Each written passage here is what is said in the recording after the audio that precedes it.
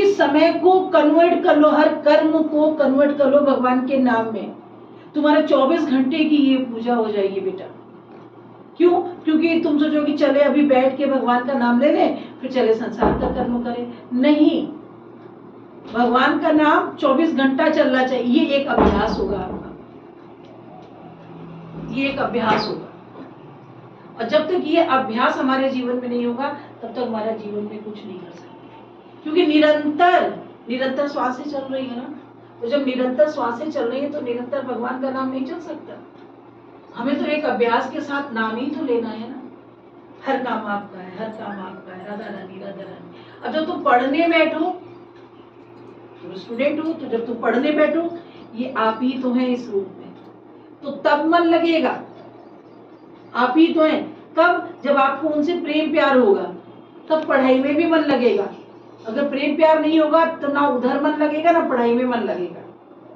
तो भगवान से हमें प्रेम करना है, थोड़ा सा ज्ञान लगाना, थोड़ा सा, जैसे दाल में नमक डाला जाता है ना, बस उतना ही ध्यान लगाना है। और पूरा का पूरा कुकर भर दाल प्रेम का होना चाहिए।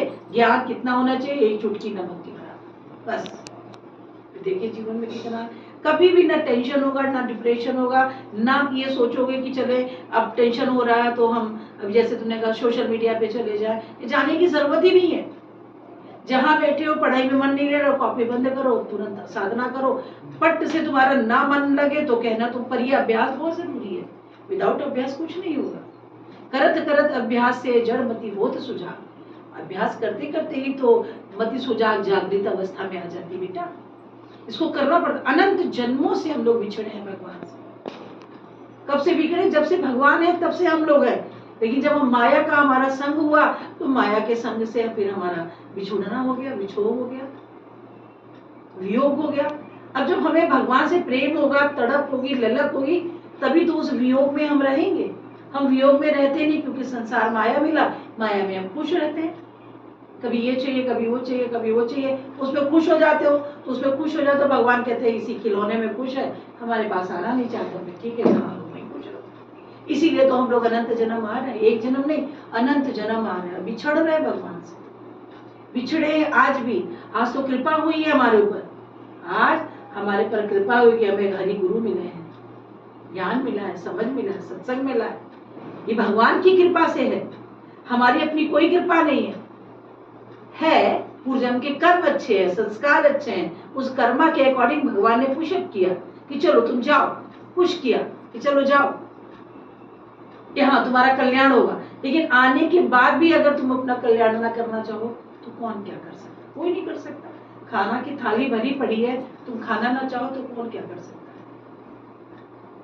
कोई कुछ नहीं कर सकता। और कहो भूख लगी है, भूख लगी है, भूख लगी है, तो भूख लगी तो कोई कुछ नहीं कर सकता। खाना लिए लीजिए, खाइए, आपको बोलना ही नहीं पड़ेगा। आपको भूख लगी, आप खाना खा लीजिए, भूख भूख कहना बंद हो जाएगा। आपको दर्द हो रहा, बुखार हो रहा, आप दवाई खा लीजिए, वो ठीक हो जाएगा।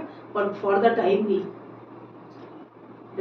हमेशा के लिए नहीं खत्म होगा, फॉर द टाइम नहीं। उसको करने के लिए हमें क्या प्रयास करना पड़ेगा? किस चीज का? भगवान नाम का। और वो फिर वैसा कर्म ना करो कि हम दवाई खाने के बाद फिर थोड़ी देर बाद हमारा आ जाए। पर ये तो बीमारी है, जो प्रॉब्लम्स है वो तो आती रहेंगी।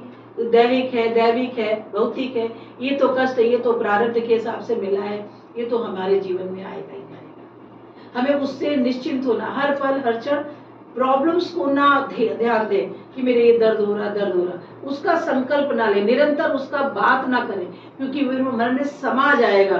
और नहीं भी दर्द होगा तब भी एहसास करो कि शायद यहाँ दर्द हो रहा है, शायद ऐसा हो रहा है, इस छोड़ दो।